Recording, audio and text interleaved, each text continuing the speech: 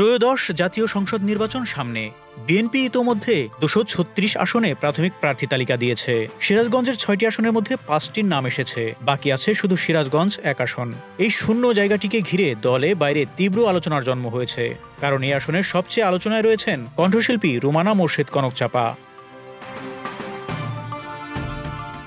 সিরাজগঞ্জ ১ বরাবরই আওয়ামী লীগের শক্ত ঘাঁটি। এ আসনে দীর্ঘদিন ধরে নাসিম পরিবার জয়ী হয়ে আসছে। ১৯৮৬ থেকে ২০১৮ প্রায় সব নির্বাচনে মোহাম্মদ নাসিম বা তার পরিবারের কেউ না কেউ জয় পান। ২০০৮-২০২০ সালের উপনির্বাচন এবং ২০২৪ সালেও জয়ী হন নাসিম পুত্র প্রকৌশলী তানভীর শাকিল জয়। তাই এলাকাটি আওয়ামী দুর্গ হিসেবে পরিচিত। বিএনপি জামায়াতের নেতাকর্মীরা অভিযোগ করেন, আওয়ামী লীগ আমলে এ অঞ্চলে তাদের উপর হামলা, মামলা ও নির্যাতন সবচেয়ে বেশি হয়েছে। কিন্তু ২০২৪ সালের আন্দোলনের পর পরিস্থিতি বদলেছে। বর্তমান অন্তর্বর্তী সরকার জানিয়েছে জাতীয় নির্বাচন অনুষ্ঠিত হবে ২০২৬ সালের ফেব্রুয়ারিতে। সেই নির্বাচনের আগে সিরাজগঞ্জ ১ আসনে আবার সরগরম হয়ে উঠেছে রাজনীতি। জামায়াত ইতোমধ্যে এই আসনে সম্ভাব্য প্রার্থী হিসেবে জেলা আমির মাওলানা শাহিনুর আলমকে সামনে আনছে। অন্যদিকে বিএনপির মনোনয়ন চাইছেন ৩ জন: কনকচাপা, নাজমুল হাসান তালুকদার রানা এবং সেলিম রেজা।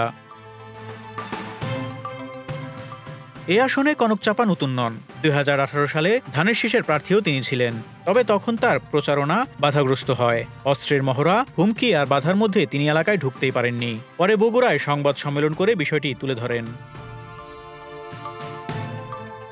এবার পরিস্থিতি ভিন্ন।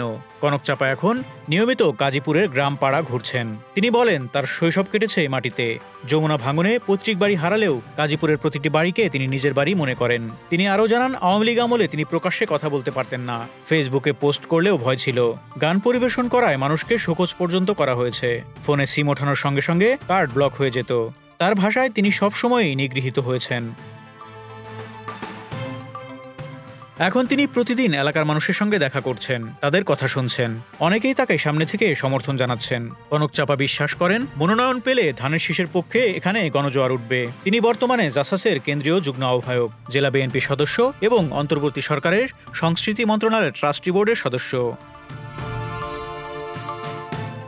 স্থানীয় অনেকেই কনকচাপার পক্ষে বক্তব্য দিচ্ছেন। চরাঞ্চলের তরুণ ভোটার সোহেল রানা বলেন, কনকচাপা প্রার্থী হলে তার জনপ্রিয়তা নির্বাচনকে অন্যদিকে নিয়ে যাবে। তিনি নিয়মিত এলাকায় আসছেন, এটাও মানুষের কাছে ইতিবাচক মনে হচ্ছে। অন্যদিকে নাজমুল হাসান তালুকদার রানা মনে করেন, তৃণমূল তার পাশে। তিনি বলেন, আন্দোলন সংগ্রামে সবসময় মাঠে ছিলেন। সে কারণে বহু মামলার আসামি হয়েছেন ও কারাভোগও করেছেন।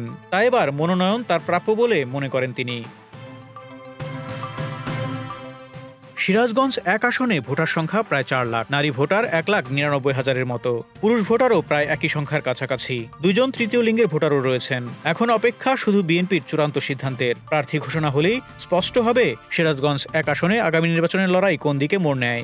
তবে আলোচনা ও আগ্রহের কেন্দ্রে আপাতত একজনই, Kanakchapa. Desk report, Dhaka express.